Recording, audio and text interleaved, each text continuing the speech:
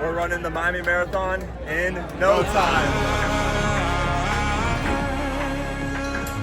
This is my full 2026 Miami Marathon experience. Yes, I'm doing those 26.2 miles.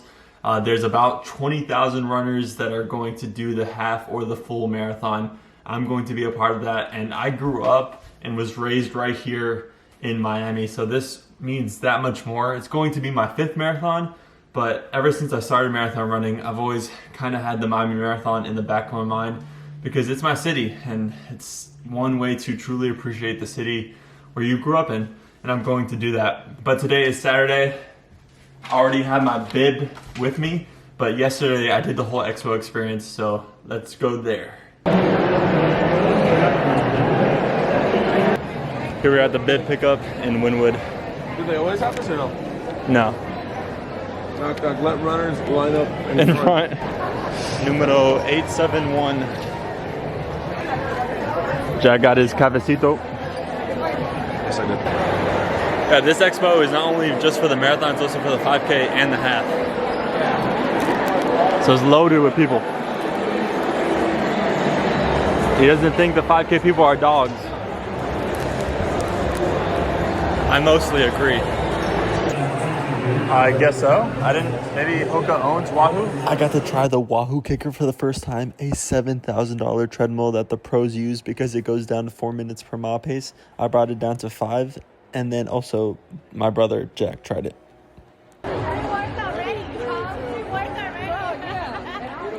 And then this morning I went to the Nike shakeout run in Brickell. I actually took the Metro Rail into downtown. It was my first time taking the Metro Rail station. It was pretty nice, air conditioned, big windows. Me gusta eso. And I got to meet Coach Bennett. I took a photo with him, and then he gave this motivational hype speech. And yeah, just rolled that shakeout. After a 30-minute train ride, I got to see the Underline, a really good urban trail. And then I've been loving these Nike slogans recently. These are catered towards Miami. Pastelitos and dale. That's the course I'm running tomorrow. Who's running Sunday? On one, every aid station is there for you to drink, but it is also there for you to stay cool. The best way to stay cool is to stay cool, not stay hot. You can look hot. In Miami, you look hot, but don't be hot. You work harder when you're hot. So stay cool. Every aid station, you're taking a shower. And then today, okay? We don't need a finish line tomorrow to acknowledge what all of you half marathoners and marathoners have done to get here today.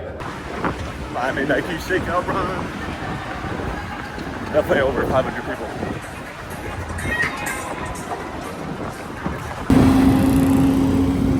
They gave me a water and I did the 5K. Now I'm back, heading to my house. Now I'm post shakeout, just relaxing back at the house. My electrolytes and water. I've been carb loading. I'm not tracking every single grams of carbs I'm taking, but I'm just making sure to have some bread like I did after the shakeout run. I had a Cuban tostada con mantequilla. Claro que sí. Let's quickly go over my race strategy tomorrow because I have 3 things I want to say about that. Number 1, I just want to have fun, enjoy the city, enjoy the 305, enjoy those good vibes. Number 2, I want to pace my friend as long as possible. Maybe until the very end. He wants to do a 250 marathon. It's going to be an aggressive pacing strategy because the weather is hot. Oh, that's hot. That's hot. Yeah, so while the rest of the country is in a winter storm, we are living it up on the beach here in Miami, and we're going to try and pace aggressively for a 250. I don't think I'm quite in 250 shape, even if it was a good weather day. But I am going to try and make it past the half marathon point at the very least, pacing my friend. And then once I detach from him, most likely, I would love to make it into the end, but I probably won't.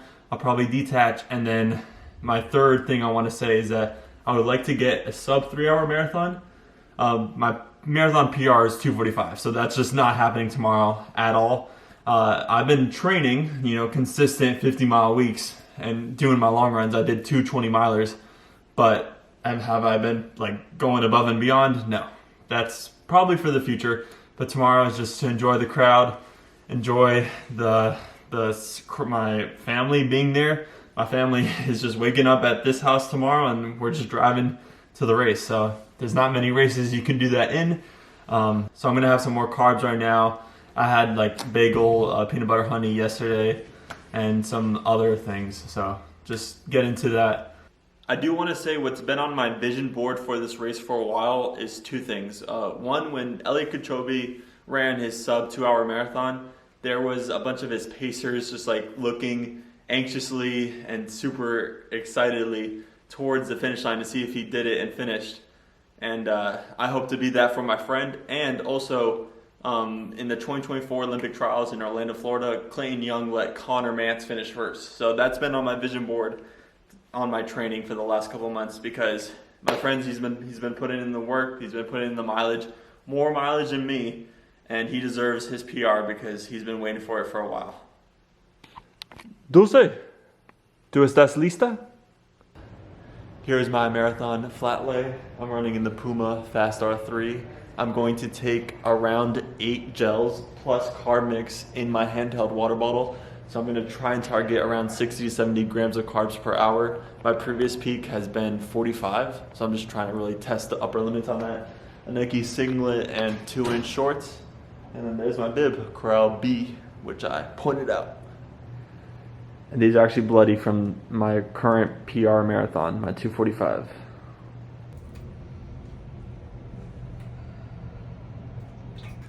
It's game day morning. I had worse race day sleep as usual. I don't know when it's gonna stop, but it's my 5th marathon and I'm still nervous. Estoy nervioso, pero estoy listo para el maratón, para ser un maratonista.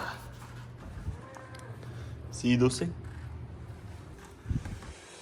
My bottle's all prepped with 8 gels, and then we're off.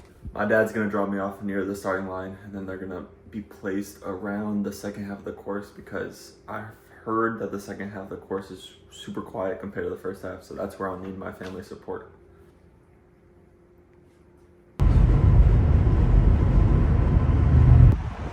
I totally did not use a construction porta potty.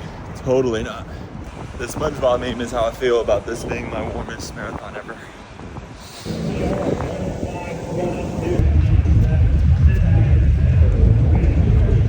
This is my first marathon in a corral. I'm in Corral B. Look at that, I'm in the A, B, and VIP. And not the VIP, Bad Bunny. Muy temprano, cabrón. Have a great time out there. Le quiero dar la bienvenida a todos los corredores hoy. Es un gusto para nosotros. Respeten nuestro clima. Yo sé que está un poco caloroso. Le quiero dar gracias a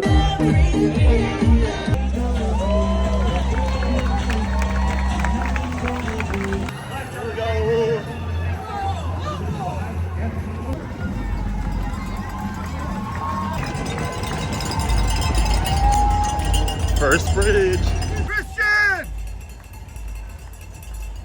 Let's go! Go Christian! There you go! Woo!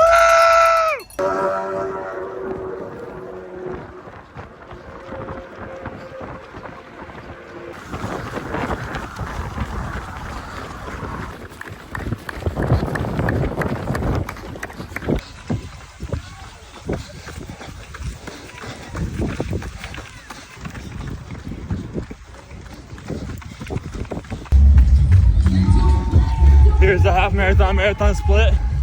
I'm choosing hard things.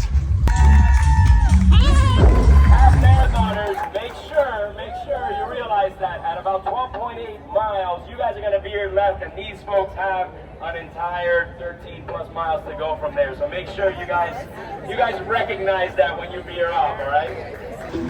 It's gorgeous, but fudge. It's hard.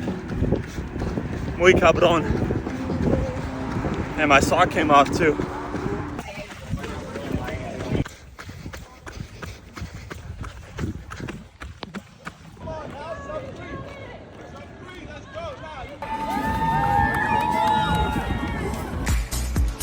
Our friends from Marathon Photo hooking you up, taking pictures. Don't forget to smile when you're out on the course.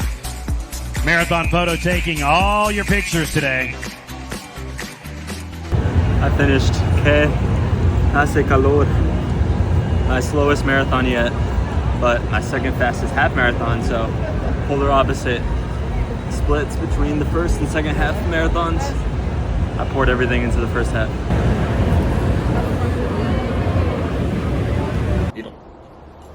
It's time for the Miami Marathon recap. Oh man, what a race. It was a struggle for a lot of people.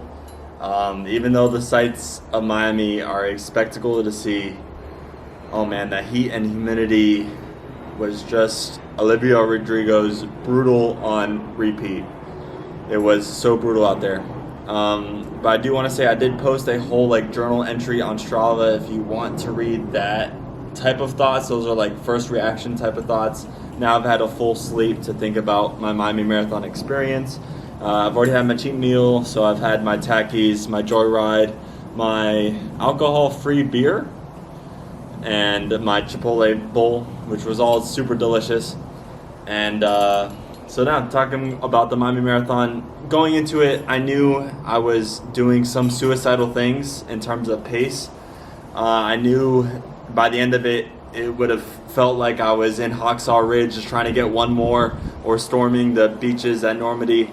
I'm being hyperbolic, of course, but it was a struggle, and I knew that because in the first part of the race, I was going to hang with my friend Mahoney, which he did amazing.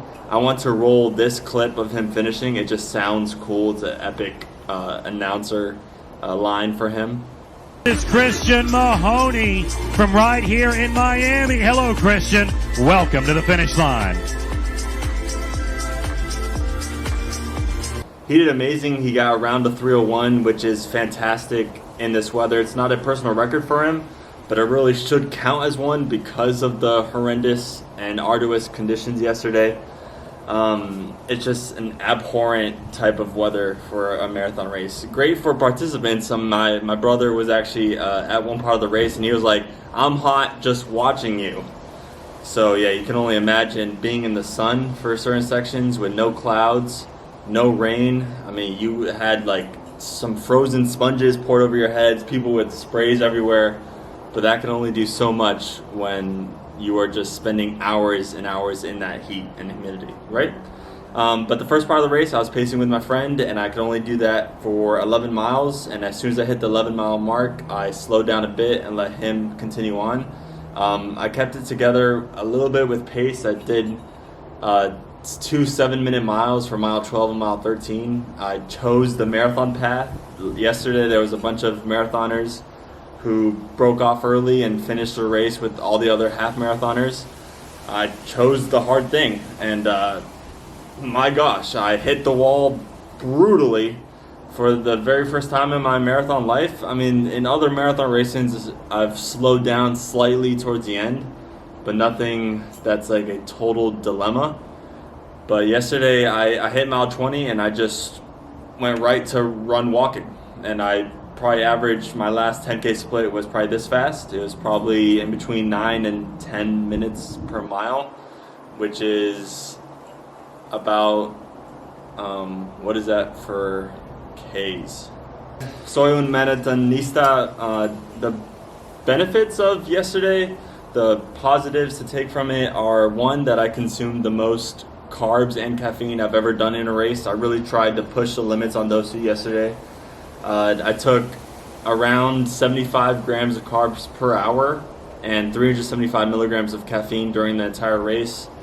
I sodium loaded and saunaed before the race. Well, sodium loaded for the couple days before, and then saunaed for the past like couple weeks.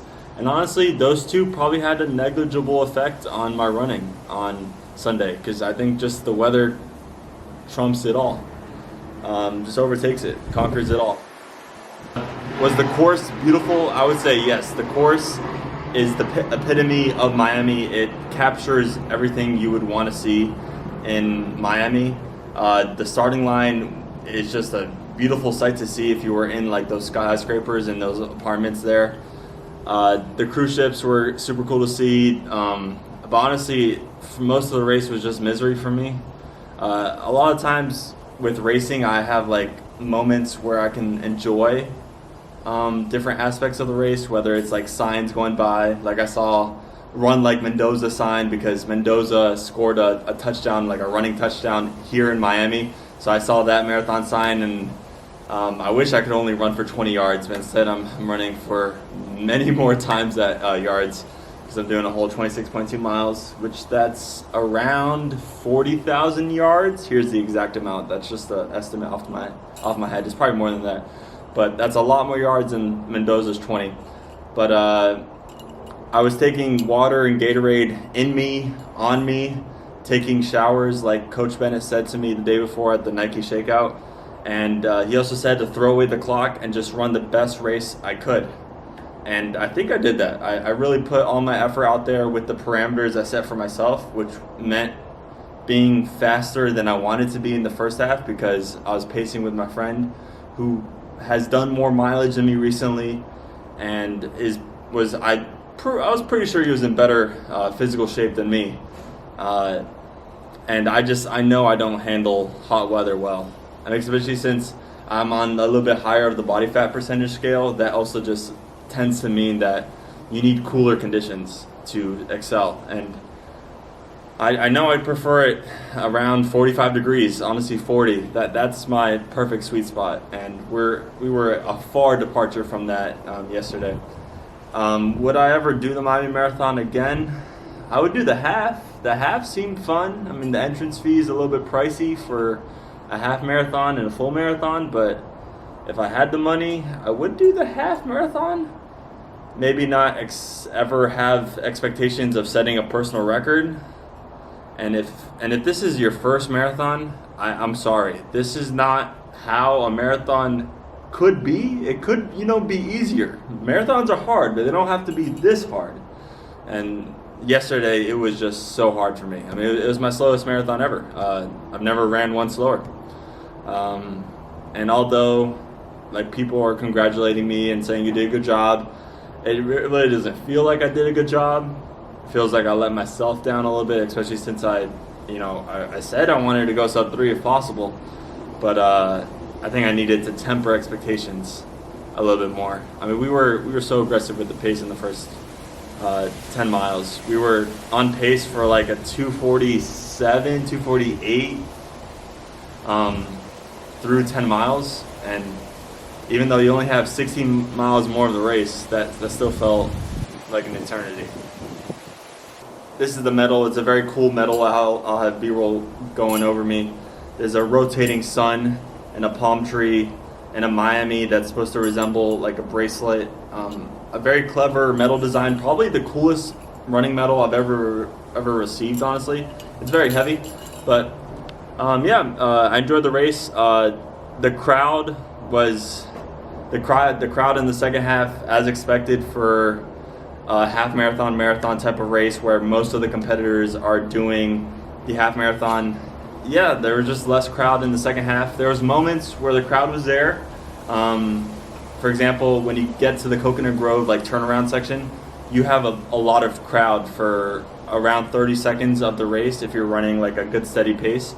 But other parts, they're just calm. You're going through neighborhoods sometimes in the second half, which it just is it's sort of bland. It sort of mimics the final miles of the Honolulu Marathon, how you're going through a neighborhood. It felt very similar, eerily similar. But thankfully, you don't have to go over the Rickenbacker bridge, because if you did, I would really, really hate the second half even more. The crowd was amazing from miles 11 to 12 and a half. So many people. Once you come off the Venetian Causeway, that section was the most hyped section of the entire race, because I think people went from the starting line straight to there. So that was the most hyped section. The crowd really even affected me, and I was struggling so much, and it helped me boost a little bit there. I mean, there's moments where I just wanted to finish at the half marathon point, but I just knew I signed up for the marathon. I did a whole taper for the marathon. I carb loaded for the marathon. Let me just check off another marathon, because I've been wanting to do the Miami Marathon. And I knew an experience like this could always happen with this race because it's Miami. It's basically summer and winter. You could have gone to the beach yesterday and had a great beach day if you could make it through the Miami traffic. But yeah, I mean, it was a race I probably won't do ever again as a full marathon, because the half marathon's there, and a half marathon is so much easier than a full marathon, especially on a hot day. That's it for me. Hasta luego, dale. And the Miami Marathon, hasta muerte.